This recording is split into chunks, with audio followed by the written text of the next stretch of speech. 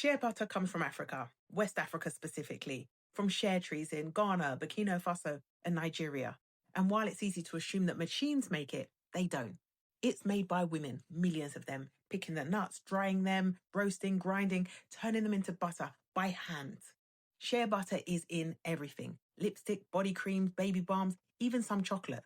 So it melts at skin temperature, locks in moisture, and binds ingredients. And that's why global demand keeps rising. But as demand grows, the women who built the industry are slyly being pushed out. So these big companies are no longer always buying the butter. They're starting to buy raw nuts, exporting them, processing them abroad, and cutting African women out of the most valuable part of the chain.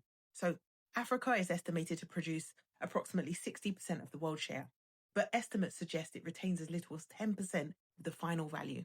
Up to 80% of share exports leave the continent in a raw form, and the global market worth around $2.5 billion and growing. But most of that money never reaches the women doing the work. Let me show you the gap, right? So a kilo of raw shea nuts in West Africa might sell for the equivalent of, 20 to 50 cents. That's what local women earn. By the time that same shea ends up as a refined packaged cream, it could be priced anywhere from $50 to $200 per kilo. And that's not just market growth, that's a value chain stacked outside the continent.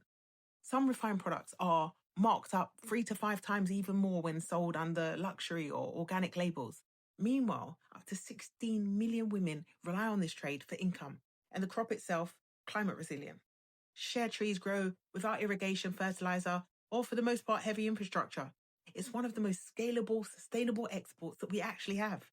Now, I know that some governments are already taking steps, right? Nigeria introduced a temporary ban on raw shea nut exports to protect supply and push local processing. Ghana plans to phase out raw exports by 2026, and countries like Burkina Faso and Mali are heading in the same direction. But if I was advising these governments, I'd be like, guys, come on, make this a priority expeditiously, right? This is a missed industrial opportunity. We've seen it before. Cocoa, oil, need we say more? This isn't about punishing trade. It's about keeping value on the continent. Sustainable scale is actually possible here.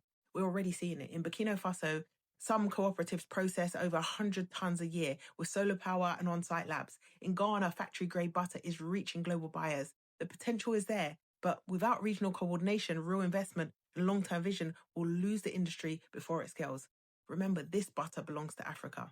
If you're interested in agri products and you want to join a delegation on the continent, then drop a comment, just say agri or share or something.